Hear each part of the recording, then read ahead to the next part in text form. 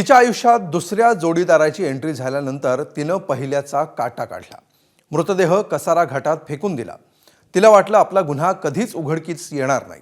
मात्र नाशिकच्या क्राईम ब्रँचनं तिचा समज खोटा ठरवला आणि तिला प्रियकरासह तुरुंगाचा रस्ता दाखवला. बघूया आमचे प्रतिनिधी मुकुल कुलकर्णींचा हा स्पेशल रिपोर्ट. हा काही कसारा घाटात ट्रेकिंगसाठी आलेला ग्रुप नाहीये, तर हे आहेत नाशिकच्या क्राईम ब्रांचचे अधिकारी.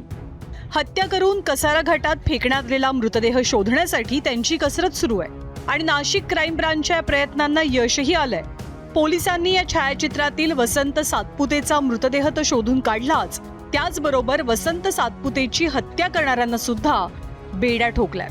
वसंत सातपुते हा हसीना शेख सोबत नाशिकच्या इंदिरानगर पोलीस स्थानकाच्या हद्दीत लिव्ह इन रिलेशनशिपमध्ये राहत होता. मात्र हसीनाचं साहिल नावाच्या एका व्यक्तीसोबत सूत जुळलेलं. त्यातच हसीना वसंत सातपुतेच्या दारूच्या व्यसनाला वैतागून गेली होती. यामधील मयत आणि आरोपी हसीना हे मागील 15 ते 16 वर्षापासून लिव्ह इन रिलेशनशिपमध्ये राहत होते. त्यानंतर मागील काही दिवसापासून हसीना हिचे आरोपी नामे साहिल रफिक शहा याच्यासोबत प्रेम संबंध जुळले आणि ह्या प्रेम संबंधाला पहिले जे लिव्ह इन रिलेशनशिपमध्ये राहत असलेला मयत हा अडथळा ठरत असल्यामुळे त्यांनी हा खून केलेला आहे. वसंत सातपुतेचा काटा काढण्यासाठी हसीना आणि साहिलनं एक कट टाकला.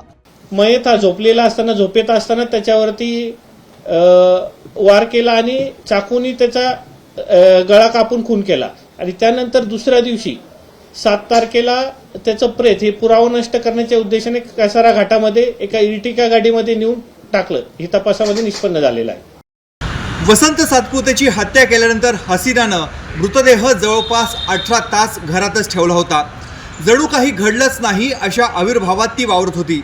अखेर दुसऱ्या रात्री साहिल, मोईन शहा आणि सरफराज या दोघा साथीदारांना घेऊन घरी आला आणि चौघांनी मिळून वसंत सातपुतेचा मृतदेह कसारा घाटात फेकून दिला. पोलिसांनी आरोपी हसीना, तिचा प्रियकर साहिल तसंच साहिलच्या 2 मित्रांना या हत्येप्रकरणी अटक केली आहे. या 4ही आरोपींना न्यायालयानं 6 दिवसांची पोलीस कोठडी सुनावली आहे. मुकुल कुलकर्णी, ABP माझा, नाशिक.